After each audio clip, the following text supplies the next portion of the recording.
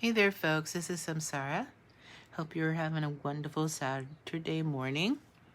I don't know who's available to see this, but you'll see it later. Saturday's a busy day for folks, especially with folks who have little kids, and my kids are big kids, so it's a little different for me. I was gonna type a bunch of stuff, but then I decided to just do a live, and then welcome you all to post videos if you want, if it's easier than typing things. I really want to have this group kind of expand beyond the drama of most Facebook groups. I'm really happy of the small and mighty group that's in this group. You are all women that I know and I care about and I respect, and I'm looking forward to us being able to enjoy this program, which is a hard thing to say about The Handmaid's Tale because it's so sometimes not enjoyable, but to be able to think about this program together, talk about what it means for us individually as women, and what it means for us as women living in this day and time. Because I think that this TV show does a really good job of pointing out some things for us to meditate on and to hopefully in our work as activists use in our work. Y'all know that I'm a birth worker, I'm a doula educator, childbirth educator, lactation educator, and all those wonderful things. And this show really speaks to me around, of course, the whole baby having and making scenario that's going on in this country now, and I'm really of the mind that there's a huge crisis going on, and what's going on in the birth world is not newsworthy enough to get the attention that it really deserves. So you'll be hearing some stuff from me about that, and I'm sure other birth workers in the circle will have things to say about that. But then it's just trying to raise kids and trying to live lives and trying to be good to each other as women and female-bodied people. How can we keep the standards high when the standards around us are so bloody low? And how do we maintain peace for ourselves, solid safety, not fake safety? Like in The Handmaid's Tale, the wives feel that they are safe. They are following the rules and they're participating in the rape of other women on a monthly basis. But somehow they found out a way to make that okay for themselves, and they feel like, patriarchy won't get them, like they're safe. And we saw a big example in the previous season of the show that wasn't true, as Serena got her pinky cut off for just attempting to broach a change in the way that Gilead is run. But it was a very fundamental change, because as we know, if people can read, if people have access to information, they become strong and they become powerful. And although, Gilead talks about being Christian, they're really not. And as a Christian, I agree, they really are not. They just use Christian blah, blah, blah in order to push forward their agenda of hate and domination. And so, so this last episode was a really interesting one, Milk. Poor Janine and well, she was off Warren, then she was off Joan, then she's June. So let's just call her June. They are fleeing from the carnage that took the lives of so many handmaids in that previous episode. That was so powerful and tragic what happened there. Oh my God, I'm going to talk about that another time, but I'm still reeling from how those poor handmaids were taken out. So now they're running, and June is helping Janine, who I'm really proud of Janine, actually, that she didn't completely melt down after witnessing the deaths of her sisters like that. But they kept running. She wanted to go back. June was like, no, we have to keep moving forward. And you would think that she would be trying to escape Gilead, but no, June is not trying to escape Gilead. June has a plan, and she's actually going to move herself and poor Janine to the front where the fighting is going on. Oh dear, June, June, June.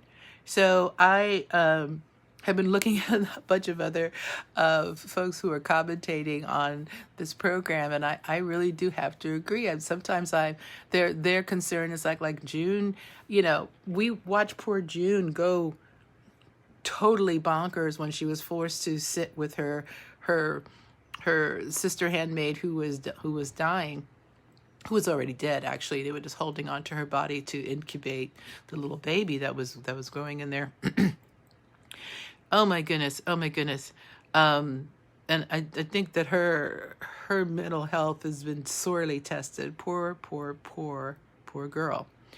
Anyway, so they're running, and if you remember the end of the previous season, when the children were able to escape, and then June was lying in the field. We kind of thought she was dead for a hot minute, and then the handmaids came and picked her up, and that beautiful verse that was read from the Bible, forgive me for not being accurate around that, but talking about how God had come, or God was coming to save the people and to take them away from this horrible place and lead them to this land of milk and honey. So here we are, that imagery of milk is being used again, and these two handmaids find themselves splashed into a refrigerator car full of milk. And that to me is said so deeply, like, oh my God, let's escape to the land of milk and honey. But no, they stay in that, in this refrigerator car. They have to be careful. It's a refrigerated car. Although June figures out how to get a lot of the milk out, they're still soaking in cold milk. Cannot be very comfortable at all. And then June is warning Janine to not fall asleep because they could definitely just freeze in their sleep. Anyway, the train stops. They hear people outside. She's thinking that they're moving to a place where they can connect with the folks at Mayday. And before that, there's an argument about them. Why aren't they moving to that place of milk and honey, which is in their world, what that would be Canada, where they can go and get health care and start to have a life. No, June has other plans and other ideas. And so when they get out, they get connected with these rebel forces, and they're people I'm sure we'll learn more about them. I definitely don't like their leader, Stephen. He is more than a jerk. But at first it looks like they may have connected with helper people, with Mayday, and June is trying to make contact, that they identify themselves as folks who need to be helped. And even, Stephen is interested in the fact that, these are like, people know about the handmaids, but I don't think that many people actually see them, especially where they are in the city. They don't actually see the handmaids. So what does this guy do? I mean, it's just really, the part that was really upsetting to me was this guy saying that, well, y'all can stay, but, nothing is free. And so you need to basically service me to be able to get shelter. I guess we're supposed to feel like he was a good guy because he didn't actually like force her to do anything. But basically, she wasn't given a choice. She was like, well, you either basically service me or you can leave. Like, you don't have to do anything, Prince Charming says, but you can't stay. That's not a choice. So, you can really see how June is totally destroyed by this. She's just totally traumatized. She's totally broken down. This poor woman has been through so much, too much. And she goes out and she speaks to Janine and says to Janine, listen, we have to leave here. You know, this isn't the safe place that I thought it was going to be. And then Janine has an opportunity. It's a sad opportunity. It broke my heart, actually. But she has the opportunity because Janine, in her amazing way, one of the things that I really like about the character of Janine is that through all that they've been through, Janine has been able to hold on to her humanity. Janine has always found a way to see the positive, and she's always been able to find a way to be hopeful, no matter what's been going on around her. It's interesting how trauma can work, right? Sometimes we can have a trauma situation that's actually helpful, and I think Janine is a good example of that. So she goes, while June is just totally melting down, she goes to the guy, Steven, and services him, and that allows them to be able to stay and have food, clothing, and shelter and plan their next steps. It's a heroic move on Janine's part, in my opinion. It's a heartbreaking move, and I think of so many other women who've been forced to make that decision in order to provide for themselves, to provide for their families, and to keep some semblance of safety around them as an age-old sacrifice, and noble when done. It broke my heart, and I think it broke June's heart as well. But there was that argument in the milk car around Janine saying, "Well, you think I can't do anything," and June saying, "Yeah, well, you would have messed things up, and I would have had to save you." Well, here's an opportunity for the two of them to be more on an equal basis. She has sacrificed to save June and herself. I think that the respect, although June always loved Janine, I don't think she respected Janine. And I think that at this point, definitely she respects her and is grateful to her because she just couldn't do it. Poor thing, she just couldn't do it. And the truth be told, she shouldn't have had to do it. But this guy, man. So, really, really crazy, powerful episode. There's more I can say about it. Oh, let's talk about Rita. Rita, she's so beautiful. Firstly, that actress, I'm forgetting her name right at the moment, but I think she is so beautiful. She's just a beautiful woman. And how she carries herself is so stately and has so much elegance. I've seen other interviews with her, and how she presents herself is just on point. Chef's kiss on her. And her character, Rita, is really blossoming into this amazing, powerful person. And we saw that start to happen back in was it the second season, when the little wife, that the Nick's little wife, was murdered. And we saw Rita begin to realize that she was on the wrong side of things, and that she, that was a young girl, and she didn't help that young girl, and she should have helped that young girl. And I think from that moment on, we definitely start to see this big shift in Rita, to the point where she's not just, being a servant to the Waterfords. She is,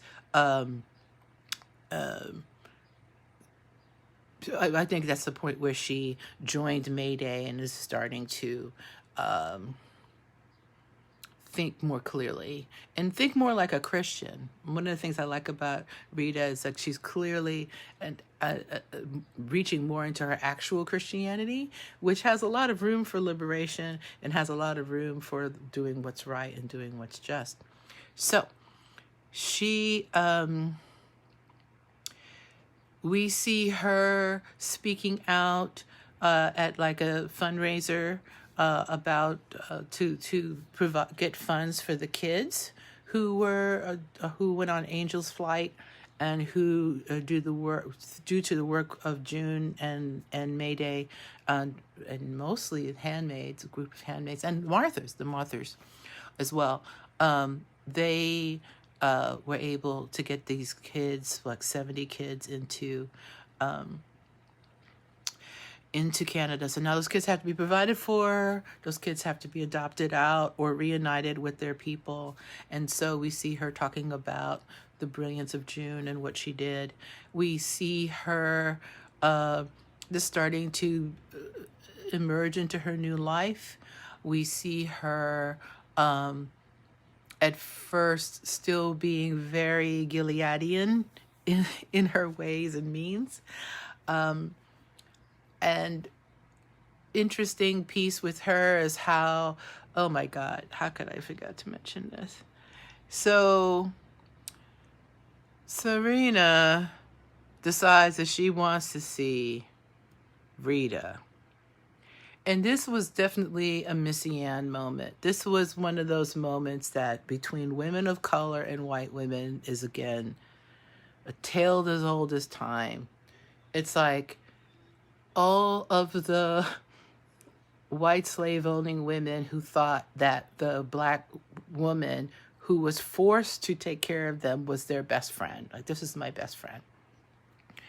And yes, Rita is a big-hearted person, and yes, Rita took her role seriously in the household and did the best she could. But, no, she was not your friend. No, she's not going to drop whatever she's doing now that she's got freedom to come and help you take care of this poor baby. I feel so bad that Serena Joy is having a baby. Why? Why? Anyway, oh my God, poor baby. Hey, Barbara Grace. How you doing? So, no, I am not going to be coming to help you have a baby. And actually, now, not only am I not going to be coming to help you have a baby, I am going to tell Mr. Waterford what you don't want him to know, which is that you're carrying this baby. So that was a really, I don't know if you remember in Roots when that whole Missy Ann moment where the Missy Ann is now an elder and she has, totally betrayed poor Kizzy when they were both young girls, when they were supposed to be friends. And that scene where the older Kizzy spits in Missy Ann's cup. Okay, that was that moment again in this show. So definitely Miss Serena got her cup spit in and has been betrayed. And oh well, don't be holding people as slaves in your household. Don't be doing that. And so I'm very curious about this whole pregnancy thing. I kind of felt that might be one of the results of them having that moment before Commander Waterford was arrested, and they were living with the country family for a brief moment. They had spent the night in this country house, and they had that moment of uniting in sexually before he was arrested the next day. I thought it was kind of demented on Serena's part to allow him to have sex with her when she knew that she was in the process of betraying him. Like, that was a very Judas moment right there. And when I saw that, I was like, ooh, what if she gets pregnant? But he wasn't supposed to be able to get anybody pregnant. So I'm really confused about the baby thing. We'll see. I'm sure there'll be more about that. I want to go back to Rita and talk about this moment where we see her after she has, thrown Mrs. Waterford to the curb, as well she should have been thrown. We see her in her little apartment, and she's sitting down and she's getting ready to enjoy her sushi.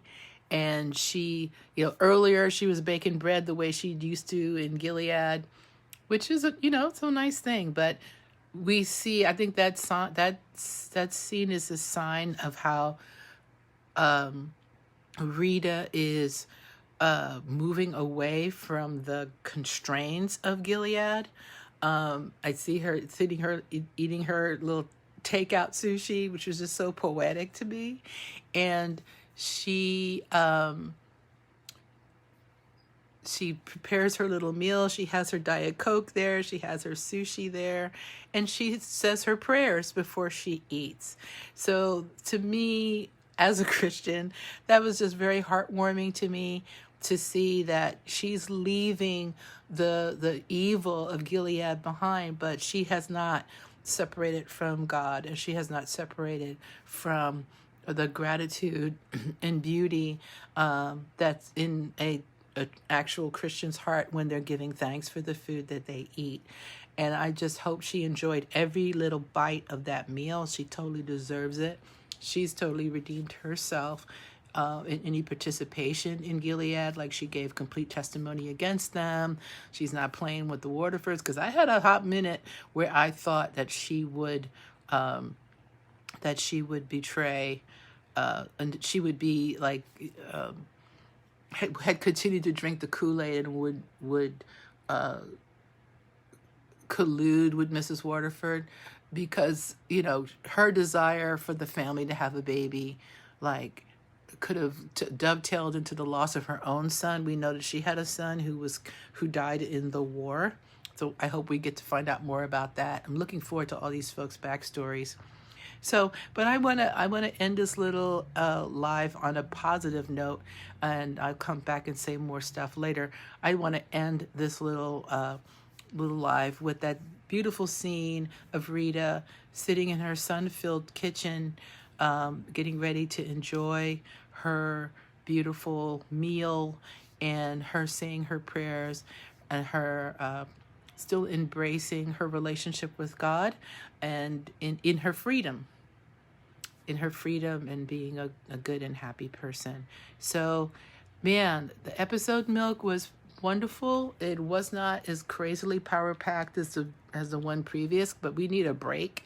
Every time you have so much going on, and Handmaid's dead, and you need a episode where you can catch your breath, and I think that this was that episode. I'm really curious to see what's coming up. I really want you guys to please leave your comments and make your own videos, and feel free to post it here in the group. And feel free to call other lives if you want to do that. I'm so excited about our group. I really want it to be a place where we can support each other and enjoy this very complicated television program. And I think I'm going to stop there. So I want to say hi to Barbara, who's here watching, and Ruthie, who's here watching. I don't have permission to bring you online, but in the future, let me know if I'm doing a live and you want to be brought on camera and we can talk to each other. How exciting. That's definitely a possibility. I'm going to finish up now and look forward to hearing your comments or seeing your videos or being in your live presentations as we move forward. Love you both. Love you, Barbara. Love you, Ruthie. And I'll talk to you soon. Bye.